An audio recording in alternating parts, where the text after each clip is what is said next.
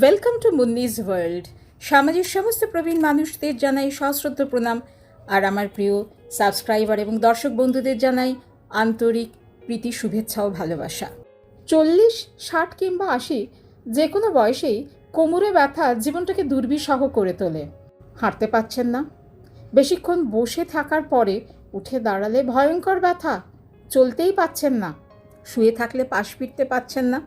পার্শ্ববর্তী কোনো একটি ওষুধের দোকানে গিয়ে টুক করে একটা ব্যথার ওষুধ কিনে খেয়ে ফেললেন, বাস ব্যথা কমে গেল। তো আর চিকিৎসকের সাহায্যের দরকার কি আছে? চিকিৎসকের কাছে যাওয়ার প্রয়োজনই নেই। 1 দিন 2 দিন 3 দিন তারপরে দেখলেন এই ওষুধ আর কাজে দিচ্ছে না, অগত্যা চিকিৎসকের কাছে যেতে হলো। চিকিৎসক সব পরীক্ষা নিরীক্ষা করে জানালেন আরও একটু আগে এলে ভালো করতেন। কষ্টটা আপনার, দুর্ভোগটা চিকিৎসকের। তাহলে আজকে জেনে নিন কোমরে ব্যথা কী কী কারণে হয়। কোমরের ব্যথা সম্পর্কে বলার আগে আমাদের মেরুদণ্ডের গঠনটা কীরকম সেইটা সম্পর্কে 2-4 কথা বলি। আমাদের মেরুদণ্ডের গঠন কিন্তু যথেষ্ট জটিল। মেরুদণ্ডে কতগুলো ছোট ছোট হাড় থাকে, একটা মালার মতন তৈরি থাকে। এই হাড়গুলি পরস্পর লেগে থাকতে সাহায্য করে ফ্যাসেট জয়েন্ট। আমি ছবিতে যতটা সম্ভব আপনাদের বোঝানোর চেষ্টা করেছি। এই ফ্যাসেট জয়েন্টগুলো কিন্তু একেবারে পিছনের দিকে থাকে, একটি করে দুপাশে। 2টো হাড়ের মাঝে থাকে একটি ডিস্ক, যা কুশনের মতো কাজ করে। দেখুন, একটা হাড়ের সঙ্গে আরেকটা হাড় যদি একেবারে গায়ে গায়ে লেগে থাকে তাহলে মুভমেন্ট হবে না, আপনি ডান দিক বাঁ দিক ঘুরতে পারবেন না। সেক্ষেত্রে এই যে প্রতিটা হাড়ের মাঝে মাঝে একটি কুশন রয়েছে, সেটি সাহায্য করে এই যে সম্পূর্ণ মেরুদণ্ডটি তাকে মোবাইল রাখতে। আপনি সামনে ঝুঁকবেন, আপনি সাইডে ঘুরবেন, এর জন্য এটার প্রয়োজন আছে। এই যে চাকতিগুলো বা ডিস্ক, সেগুলো কি জেলি ভর্তি কুশনের মতো। কুশনের ভেতরে কি থাকে?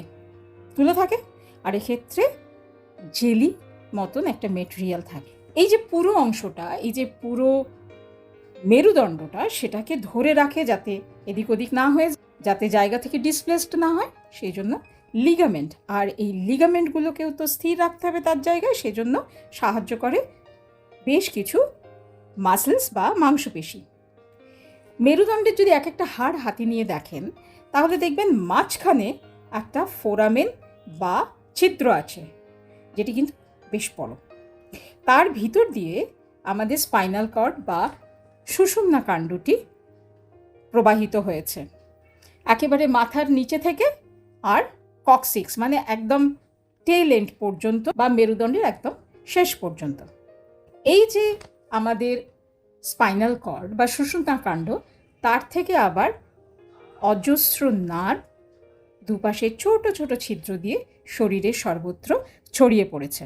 জানেন তো, কোমরে ব্যথার ক্ষেত্রে বেশিরভাগ ব্যথার সূত্র কিন্তু লিগামেন্ট বা মাসেলস নয়। ব্যথার উৎস হচ্ছে ডিস্ক, ফ্যাসেট জয়েন্টস এবং নার্ভ রুট। এবারে বলি, কোমরে ব্যথা যখন হয় তখন এই নার্ভ রুটের ভূমিকা কী? আর নার্ভ রুটই বা কী? ফোরামেন বা মেরুদণ্ডের যে ছিদ্র, যে পথে মেরুদণ্ডের দুপাশ দিয়ে আমাদের স্পাইনাল কর্ড থেকে নার্ভগুলো বেরিয়ে সারা শরীরে ছড়িয়ে যায়, এই অংশটিকে নার্ভ রুট বলা হয়। কোমরে ব্যথার প্রায় 20% জন্য এই নার্ভ রুট দায়ী। নার্ভ রুটের উপরে তৈরি হওয়া বিভিন্ন ধরনের চাপ এই কোমরে ব্যথার সৃষ্টি করে। আর এই চাপ তৈরি করে কে জানেন? ওই যে ডিস্কের ভেতরে যে জেলি থাকে, তা যখন বাইরে বেরিয়ে আসে, এটা সম্পর্কে এই ভিডিওতেই আপনাদের সঙ্গে আলোচনা করব। সেই জন্যই কিন্তু ব্যথাটা বাড়ে। দেখুন, ভয় পাওয়ার কোনো কারণ নেই। ধরুন আপনার কোনো ব্যথা নেই, কোমরে কোনো সমস্যা নেই, আপনার সামনে একটা ভারী জিনিস রয়েছে, আপনি নিচু হয়ে টুক করে ভারী জিনিসটা তুললেন, বাস খট করে কোমরে একটা আওয়াজ হলো, হয়ে গেল। তারপর থেকেই সমস্যা শুরু হলো। প্রায়শই আমরা অনেক পেশেন্ট পাই যারা এই কমপ্লেন করেন। আসল কারণটা কিন্তু এইটা।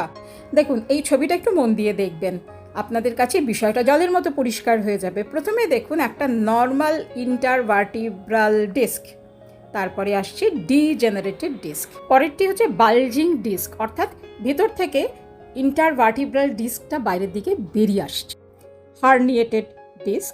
পরেরটি হচ্ছে থিনিং ডিস্ক, অর্থাৎ এখানে ডিস্কটা দেখুন একেবারে পাতলা হয়ে গেছে। Disc degeneration with osteophyte formation, এটা কিন্তু ভীষণ গুরুত্বপূর্ণ। 2টো ভার্টিব্রা দেখুন, তার ধারগুলো একেবারে এবড়ো খেপড়ো হয়ে গেছে, অর্থাৎ অস্টিওফাইটস তৈরি হয়েছে। এক্ষেত্রে কিন্তু ডিস্কের উপরে ভীষণ রকমের চাপ সৃষ্টি হয়। তাহলে একটা সূত্র তো খুঁজে পাওয়াই গেল, ইন্টারভার্টিব্রাল ডিস্কের নানা সমস্যার জন্য কোমরে ব্যথা হতেই পারে। কোমরে ব্যথার একটা অন্যতম কারণ কিন্তু ফ্যাসেট জয়েন্টের নানান ধরনের রোগ। Facet joint syndrome, facet arthropathy, osteo arthritis, rheumatoid arthritis কিংবা অ্যাঙ্কাইলোজিং স্পন্ডাইলাইটিস এবং আরও অনেক কিছু। দেখুন, এই যে আমরা সামনে ঝুঁকছি, সাইডে টুইস্ট করছি, এই সব ক্ষেত্রেই কিন্তু মেরুদণ্ডের অন্যান্য অংশের সঙ্গে এই ফ্যাসেট জয়েন্টেরও বিরাট বড় ভূমিকা আছে। এবার এই ফ্যাসেট জয়েন্ট যখন অসুস্থ হয়ে পড়ে তখন কিন্তু আমাদের এই মোবিলিটি বা আমাদের এই নড়াচড়া, এই সচল অবস্থা ভীষণভাবে ক্ষতিগ্রস্ত হয়, সেই সঙ্গে ব্যথা যন্ত্রণা তো আছেই। প্রবীণ বয়সে অস্টিও আর্থ্রাইটিস বা আর্থ্রাইটিস একটা বড় সমস্যা। আর রিউম্যাটয়েড আর্থ্রাইটিস তো একটা সার্বিক অবস্থা। শরীরের অন্যান্য জয়েন্টগুলো যেমন ড্যামেজ হয়ে যায় বা ক্ষতিগ্রস্ত হয়, সেরকম এই জয়েন্টগুলো সমানভাবে আক্রান্ত হয়। তার জন্য ব্যথা যন্ত্রণা, অন্যান্য সিমটমগুলো দেখা দেয়। তবে ফ্যাসেট আর্থ্রোপ্যাথির ক্ষেত্রে দেখা যায় প্রথম অবস্থায় কিন্তু সঠিকভাবে ধরা পড়ে না। ব্যাপারটা বেশ ক্রনিক হয়ে যাওয়ার পরে পরীক্ষা নিরীক্ষা করলেই ধরা পড়ে। যত কোমরে ব্যথার রোগী পাওয়া যায় তার মধ্যে 1/4 ক্ষেত্রেই কারণ হচ্ছে স্যাক্রোইলিয়াক জয়েন্টের সমস্যা। স্যাক্রোইলিয়াক জয়েন্টটা কি? আমাদের যে লাম্বার ভার্টিব্রা থাকে, সেই লাম্বার ভার্টিব্রার পরে দেখবেন একটা তেকোনা বড় হাড় থাকে, একে বলা হয় স্যাক্রাম। আর স্যাক্রামের নিচে থাকে টেলবোন বা কক্সিক্স, যেটা একটা ছোট্ট হাড়। এটাও কিন্তু ভীষণ গুরুত্বপূর্ণ। এবার এই যে স্যাক্রামটা কিসের সঙ্গে জুড়ে থাকে? আমাদের হিপ বোনের সঙ্গে। হিপ বোনে দুটো ডানার মতন অংশ থাকে যাকে ইলিয়াম বলা হয়, সেই ইলিয়ামের সঙ্গে জুড়ে থাকে স্যাক্রাম, এবং এই জোড়া যে অংশটা তাকে বলা হয় স্যাক্রোইলিয়াক জয়েন্ট। এই স্যাক্রোইলিয়াক জয়েন্টের নানান ধরনের সমস্যা হয়, যার জন্য কিন্তু এই কোমরে ব্যথা হতে পারে। যেমন ট্রমা, আপনি সিঁড়ি দিয়ে পড়ে গেছেন, কোনো এককালে কোমরে লেগেছিল, কিন্তু লেগেছিল ওই স্যাক্রোইলিয়াক জয়েন্টে, সেটাই পরবর্তীকালে আপনার ব্যথা এবং জীবনটাকে দুর্বিষহ করে দিল। প্রেগন্যান্সির সময় অনেকের ক্ষেত্রেই কোমরে ব্যথা হয়, তার কারণ এই স্যাক্রোইলিয়াক জয়েন্টের সমস্যা। তবে প্রেগন্যান্সির পিরিয়ডটা ওভার হয়ে গেলে, অর্থাৎ চাইল্ড বার্থের পরে, এই ব্যথাটা আস্তে আস্তে করে কমে যায়। যারা খেলাধুলো করেন তাদের হতে পারে এই স্যাক্রোইলিয়াক জয়েন্টের ইনফ্লামেশন বা ব্যথা। আর্থ্রাইটিস, রিপিটেটিভ স্ট্রেস, অর্থাৎ আপনি নিয়মিত নিচু হয়ে ভারী জিনিস তোলেন, যারা রেগুলার জল তোলেন তারা নিচু হয়ে যে জলের বালতিটা তুলছেন, তার জন্য কিন্তু দিনের পর দিন আপনার এই স্যাক্রোইলিয়াক জয়েন্টের উপরে চাপ পড়ছে। কিছুদিন পরে দেখবেন ব্যথা শুরু হয়েছে। এছাড়া আর্থ্রাইটিস ইনফেকশন তো আছেই। বিষয়টা কি হয় বলি, আপনি প্লেন সার্ফেসে হাঁটছেন, সেরকম একটা কষ্টকর ব্যথা যন্ত্রণা নেই, কিন্তু যখনই আপনি সিঁড়ি চড়ছেন, বড় বড় পা ফেলে হাঁটছেন, দৌড়চ্ছেন, অনেকক্ষণ বসে তারপরে হাঁটতে যাচ্ছেন, অনেকক্ষণ দাঁড়িয়ে তারপরে হাঁটতে যাচ্ছেন, তখনই দেখবেন এই কোমরের ব্যথাটা ভীষণ কষ্ট দেয়। এছাড়া আর একটা বড় সমস্যা হচ্ছে স্যাক্রালাইজেশন। স্যাক্রালাইজেশনটা বিষয়টা একটু বলি। কোমরে ব্যথা, এক্স রে করলেন, দেখলেন রিপোর্টে পাওয়া গেছে স্যাক্রালাইজেশন। এটি কিন্তু একটি জন্মগত ত্রুটি। এক্ষেত্রে কি হয়, লাম্বার ভার্টিব্রার 5ম নম্বর যেটি, সেটির সঙ্গে স্যাক্রাম ওপরের পোর্শনটা জুড়ে থাকে। তাহলে আপনার মুভমেন্ট রেস্ট্রিক্টেড হয়ে গেল। এবার আপনি বলতেই পারেন আমার তো এটা জন্মগত ত্রুটি, তাহলে ছোটো থেকে কেন ব্যথা ছিল না?